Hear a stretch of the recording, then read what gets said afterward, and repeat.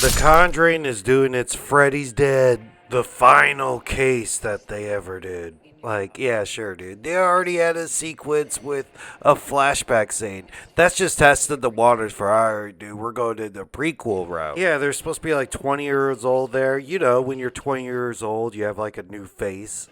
And at first she was pregnant and in the delivery room and lost the baby. I was like, fuck, that really hit me. And then they went, no, dude, 3 minutes later, never mind, resurrected. You're like, dude, 3 minutes? That's brain damage. I don't know. And this baby ended up growing, like, to be a main character in the movie. Like, alright, I don't think so. Like the baby was dead, but then they preyed on it, and then she came back to life. Maybe that's why, like, oh, she went to the afterlife. That's why she could see ghosts and shit. So that's like her comic book origin story. I guess you gotta die, then you start seeing ghosts, or it's like passed down like a mutant gene or something. So the daughter gets a couple of jump scares for herself. Maybe she's gonna get the next spin-off movie. And the new villain in this one is a mirror. They show you the power of the mirror because the shop owner, I guess somebody pawned it before at like a Gremlins we sell weird shit sort of place, and the dude hung himself in front of the daughter. And then the daughter's like, alright, I'm gonna sell this to some other schmucks who come in. Oh, cool, here, dude. Give this as a birthday gift to this family in Pennsylvania. Then they haunted that whole family the rest of the movie. So there you go, dude. That's how you defeat this ghost. You just have to sell it to somebody else. They sort of hate the gift and they go, alright, throw this shit away, dude. They throw it away, but it still ends up chilling in their attic. I'm like, alright, now this movie's just like a worser version of Oculus. I really like Oculus, so it's like, why choose a mirror? Oh, and even flashing back again, before the wards get involved, they have like a priest who's trying to like talk him into like investigating cases again, but his hand gets burned with one of the crosses, and the demon's like, don't you to be telling anybody about my shit. So he burns that fool's head and sort of makes him hang himself, or he just went like, fuck it, I'm done, I'm checking out. Yeah, we don't get many funerals in this franchise, but you know, like The Exorcist, like it's always like priests who have to get killed. Oh, then right when the Warrens were pulling up to the house, I guess they were rolling out a body, and they're like, oh, what happened? And then the mom's like, my mother-in-law, somebody pushed her down the stairs.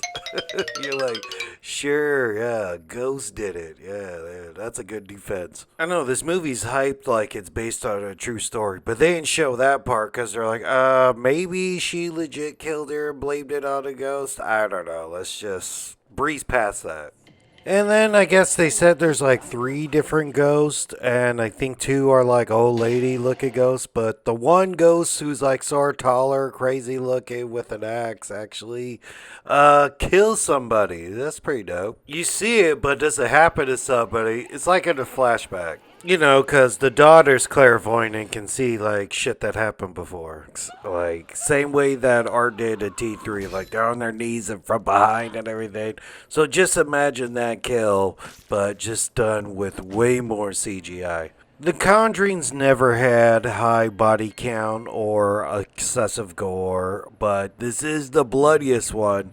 By volume, it just has more blood than all of them combined, because if you take the bloody sink, and when the girl's throwing up blood, she has a bunch of glass in her mouth and everything, that counts as more blood. That's like a bathtub full of blood already in the movie.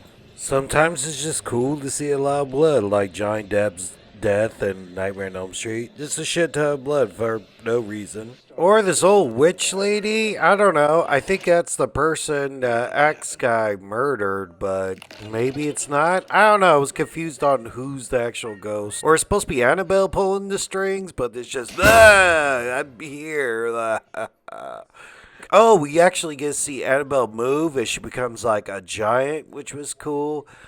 I guess in all these movies they add like some extra ghosts, like the nun and some shit, but this is supposed to be the last one, so they're like, just use Annabelle again. Fuck it. She already got 3 movies. And then the end gets all chaotic like all these do, and then I think they eventually break the mirror, and the curse is broken, and that's how it ends. Oh, it's like a little bit more smashed, but still intact, enough to be moved to their little like sanctuary room. The daughter gets married. The previous families show up to the wedding. They dance at the end, and then they just go, well, by the way, he had a heart attack, and then she died of old age. And that was it. This will be the last one before the prequel movie or the reboot or both.